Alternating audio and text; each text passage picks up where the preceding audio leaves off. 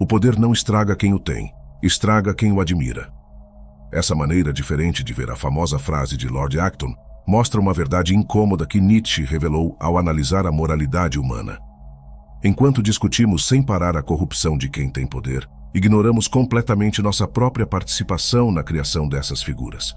A verdadeira questão não é por que líderes se tornam corruptos, mas porque nós, várias vezes, escolhemos ser estragados por eles.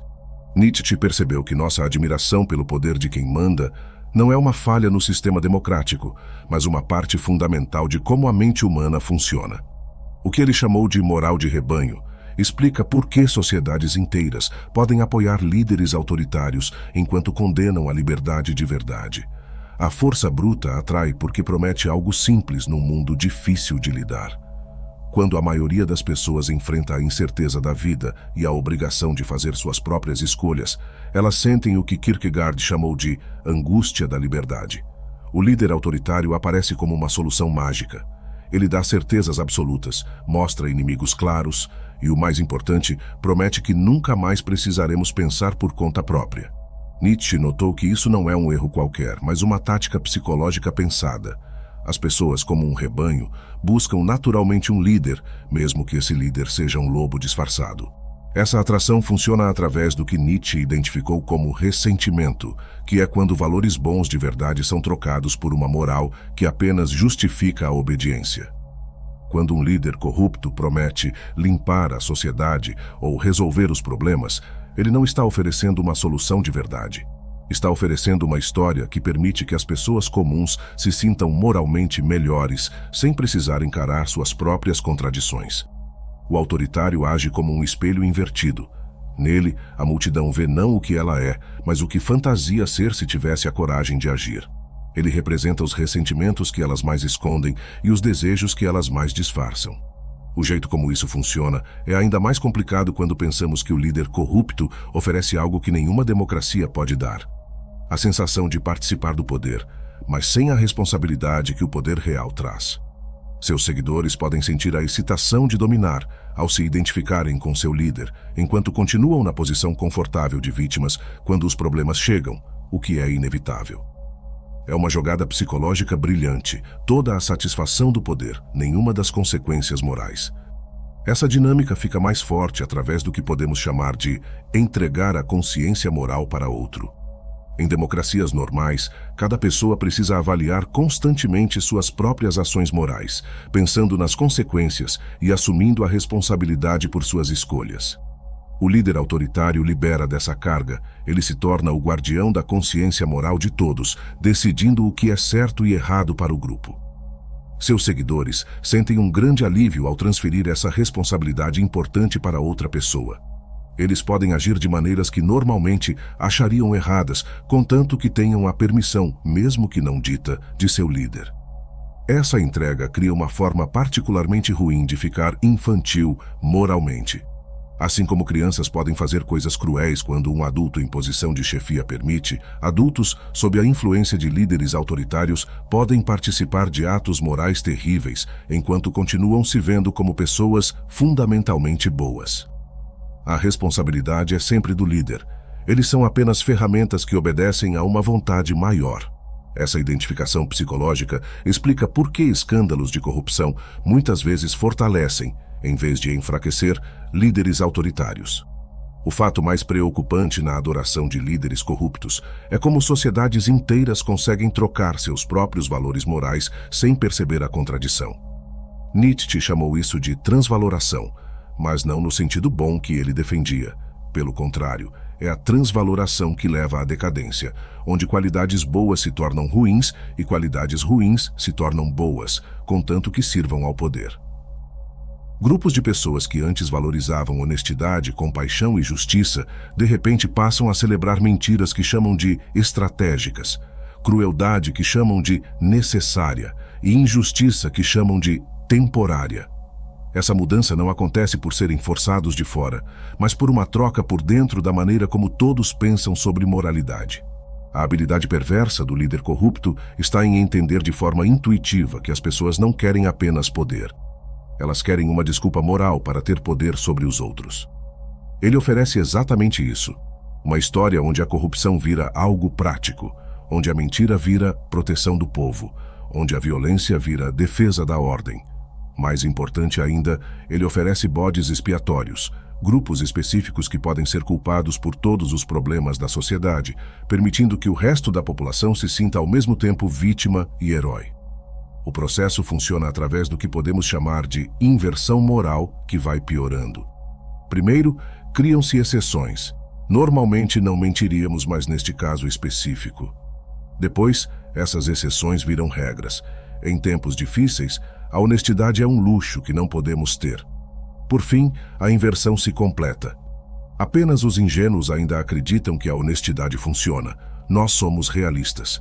Em cada etapa, a comunidade se convence de que está sendo prática, quando na verdade está sendo corrompida de forma sistemática. O lado mais perigoso dessa mudança é como ela redefine não apenas as ações, mas a própria linguagem moral. Palavras como coragem passam a significar estar disposto a mentir quando for conveniente. Lealdade vira obediência cega ao líder, mesmo quando ele diz algo contrário ao que antes declarava. Patriotismo se transforma em ódio aos próprios compatriotas que questionam o líder. Força vira sinônimo de violência desnecessária. Essa corrupção da linguagem é fundamental porque, uma vez que as palavras perdem seu sentido original, fica quase impossível criticar o governo de forma clara. Ao mesmo tempo, desenvolve-se o que podemos chamar de amnésia moral coletiva. Sociedades inteiras simplesmente esquecem que um dia deram valor a princípios diferentes. Esse esquecimento não é sem querer, mas é cultivado através de histórias que contam o passado de outro jeito. Sempre fomos realistas, nunca fomos idealistas ingênuos. A história é reescrita para justificar o presente, criando uma falsa continuidade que esconde a grande quebra moral que aconteceu. Esse jeito de pensar explica por que argumentos racionais não funcionam contra o autoritarismo. Não estamos lidando com um erro de avaliação, mas com uma necessidade emocional forte de se sentir parte de algo maior, mesmo que esse algo maior seja moralmente ruim.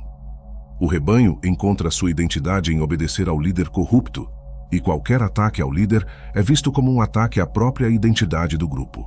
A corrupção do líder se torna, de forma estranha, prova de que ele é verdadeiro. Apenas alguém corajoso o suficiente para quebrar regras poderia realmente defender o povo contra os verdadeiros corruptos. A grande ironia que Nietzsche percebeu é que tanto o líder autoritário quanto seus seguidores são muito fracos, mas cada um joga sua força no outro, criando uma falsa ideia de poder para todos. O líder corrupto é geralmente alguém que sofre com grandes inseguranças por dentro e que compensa sua fraqueza interna dominando os outros. Seus seguidores, por sua vez, são pessoas que abriram mão de sua própria força individual pela falsa ideia de participar do poder ao se identificarem com o líder. Os dois lados dessa situação são como parasitas. O líder usa a energia de seus seguidores, enquanto os seguidores usam a falsa ideia de força do líder. Essa dinâmica cria o que podemos chamar de ciclo vicioso da fraqueza que aumenta. Quanto mais fraco o líder se sente por dentro, mais precisa mostrar força por fora através de atos de dominação e crueldade. Quanto mais crueldade ele mostra, mais seus seguidores se convencem de que ele tem a força que eles próprios não têm. Quanto mais se convencem disso, mais deixam de desenvolver sua própria força, ficando mais dependentes da força falsa do líder. O resultado é uma descida onde tanto o líder quanto os seguidores ficam progressivamente mais fracos, enquanto o show de força fica cada vez mais exagerado e desesperado. O lado mais revelador dessa dinâmica é como ela aparece no jeito de falar em público. Líderes realmente fortes raramente precisam dizer que são fortes. Isso aparece naturalmente em suas ações e decisões. Líderes fracos, por outro lado, fazem da declaração de força o ponto principal de seus discursos. Eles proclamam constantemente quão durões são, quão implacáveis podem ser com os inimigos, quão corajosos são diante dos problemas. Essa necessidade forte de afirmar força com palavras é, para quem consegue ver, a confissão mais clara de fraqueza por dentro. Nietzsche notou que pessoas realmente fortes raramente são atraídas por líderes autoritários, justamente porque não precisam que outros validem seu sentimento de poder pessoal. A força de verdade se reconhece e busca outras forças de verdade para trabalhar junto de forma criativa, não para dominar de forma destrutiva. Por isso, sociedades dominadas por líderes corruptos inevitavelmente expulsam ou deixam de lado seus membros mais importantes e criativos, criando um processo de seleção ao contrário, onde o que é medíocre e fraco é premiado, enquanto a excelência e a independência são punidas. O autoritarismo não é o governo dos fortes sobre os fracos, mas a união dos fracos contra qualquer sinal de força de verdade. O lado mais triste da adoração por líderes corruptos não é a passividade das massas, mas sua participação ativa na corrupção. Nietzsche entendeu que o ressentimento não é apenas um sentimento negativo, mas uma força criativa ruim, que refaz a realidade inteira para justificar a própria sensação de ser inferior. Quando as pessoas escolhem seguir um líder corrupto, não estão sendo enganadas. Estão escolhendo conscientemente participar de uma fantasia coletiva onde podem expressar seus próprios impulsos destrutivos através de alguém que os representa. Essa participação ativa explica coisas que parecem não ter explicação, como a lealdade que continua mesmo diante de provas claras de corrupção. Não é que os seguidores não vejam a corrupção. Eles a veem e a aprovam, porque ela representa a realização, através do líder, de seus próprios desejos escondidos de quebrar regras, dominar outros e fugir das consequências de seus atos. O líder corrupto funciona como uma válvula de escape psicológica. Através dele, pessoas respeitáveis podem sentir a excitação de ir contra as regras sem assumir a responsabilidade pessoal por isso. A habilidade dessa dinâmica está em sua capacidade de transformar um defeito em uma qualidade através de uma projeção feita por todos. Cada ato de corrupção do líder é visto de outra forma, como necessário para o bem maior. Cada mentira como proteção do povo contra verdades perigosas. Cada crueldade como defesa da ordem contra o caos. Essa nova forma de ver as coisas não é para se proteger psicologicamente, mas uma forma de participar ativamente do mal, negando que tem responsabilidade. Os seguidores se tornam participantes ativos da corrupção, enquanto mantêm a falsa ideia de serem vítimas inocentes dela. O fenômeno fica mais forte através do que podemos chamar de contágio moral ao contrário. Em comunidades saudáveis, a bondade e a honestidade se espalham. Pessoas boas inspiram outras a serem melhores. Sob líderes corruptos, a situação se inverte. A corrupção vira algo desejável. Seguidores começam a imitar os comportamentos corruptos de seus líderes, não porque são forçados, mas por admiração de verdade. Mentir vira ser esperto. Enganar vira ter sagacidade política. Prejudicar quem se opõe vira lealdade ao movimento. Cada descida moral é celebrada como uma subida na escala de valores invertidos. Esse processo cria o que Nietzsche identificou como uma elite invertida, uma ordem social onde os mais corruptos estão nas posições mais altas, não por acaso, mas por um planejamento claro.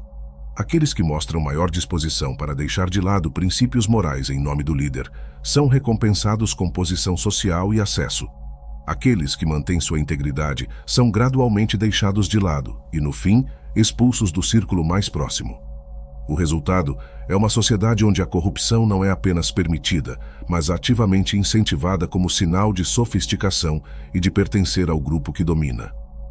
Contra essa situação de decadência, Nietzsche sugeriu não uma solução política, mas uma grande mudança por dentro. A criação de pessoas fortes o suficiente para não precisar de líderes autoritários. Este é o verdadeiro sentido de sua ideia de super-homem. Não um chefe cruel e superior, mas um ser humano que foi além da necessidade de dominar ou ser dominado. A pessoa forte, na visão de Nietzsche, é aquela que criou seus próprios valores baseados em dizer sim à vida, não em dizer não à vida dos outros. Essa mudança na pessoa exige o que Nietzsche chamou de amor fati, a capacidade de amar o próprio destino, incluindo suas dificuldades e incertezas, sem procurar escapar disso se submetendo a autoridades de fora. Significa ter a coragem de pensar por conta própria, de questionar todas as autoridades, incluindo o próprio Nietzsche, e de assumir toda a responsabilidade pelas consequências de suas escolhas. Mais importante ainda, significa desenvolver a força interior necessária para aguentar a solidão que vem com a independência de verdade. A sociedade formada por essas pessoas não precisaria de líderes autoritários, porque cada pessoa seria seu próprio líder. Isso não quer dizer que não haveria organização social, mas que a organização seria baseada na cooperação entre forças criativas, em vez da dominação de fracos por outros fracos disfarçados de fortes. Nietzsche imaginou comunidades onde a autoridade surgiria naturalmente do mérito e da capacidade criativa, não da manipulação psicológica ou da força bruta. Essas comunidades resistiriam naturalmente à atração do autoritarismo, porque seus membros não teriam as necessidades psicológicas que o autoritarismo explora. O processo para desenvolver essa força interior não é fácil nem rápido. Exige destruir, pouco a pouco, todas as ilusões que nos confortam e nos protegem da realidade difícil da existência. Significa aceitar que não há um propósito para o universo definido antes, que não há uma autoridade moral absoluta, que não há garantia de que nossas escolhas darão os resultados que queremos. De forma estranha, é exatamente essa aceitação total da incerteza que libera a pessoa para criar valores de verdade e construir uma vida com significado através de sua própria vontade e imaginação.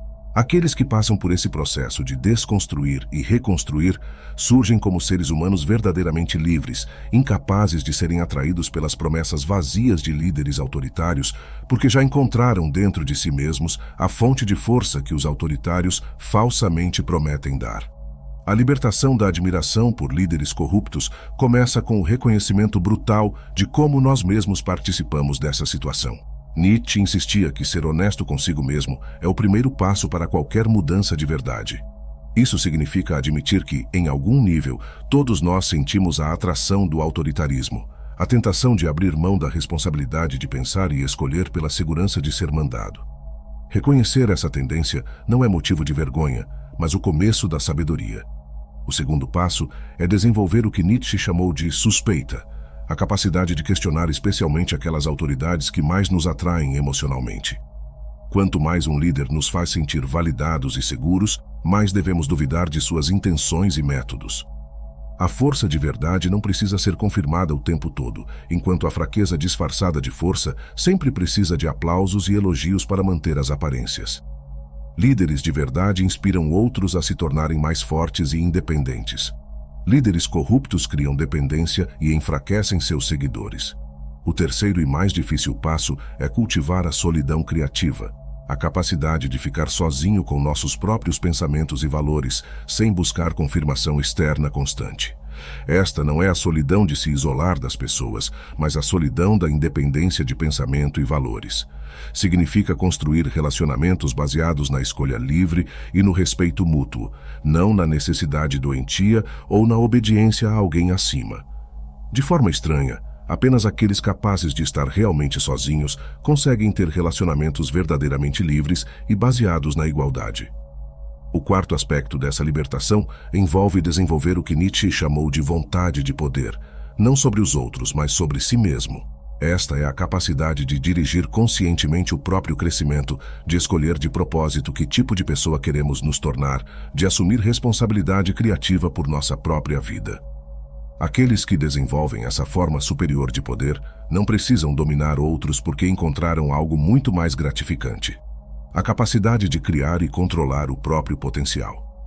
Finalmente, a libertação completa exige reconhecer que a adoração por líderes corruptos é, no fundo, uma fuga da responsabilidade de dar sentido e valor à própria vida. Uma responsabilidade que é, ao mesmo tempo, o maior peso e o maior presente da condição humana. Aceitar esse peso é o preço da liberdade de verdade, mas também é a fonte de toda criatividade, autenticidade e significado na vida humana. Aqueles que pagam esse preço descobrem que não precisam mais de salvadores de fora, porque se tornaram capazes de se salvarem a si mesmos através de sua própria força criativa e moral. Agora que você conhece a dinâmica psicológica por trás da adoração por líderes corruptos, a pergunta crucial é: você continuará buscando força em autoridades externas ou desenvolverá a coragem de se tornar sua própria autoridade? Antes de concluirmos, você consegue identificar em sua própria vida momentos onde escolheu a segurança da submissão ao invés da incerteza da liberdade? Se este conhecimento ressoou profundamente em você, escreva nos comentários: eu escolho minha própria força. Compartilhe este vídeo com alguém que precisa dessa reflexão. Deixe seu gostei e inscreva-se para receber mais conteúdos como esse. Nos vemos no próximo vídeo.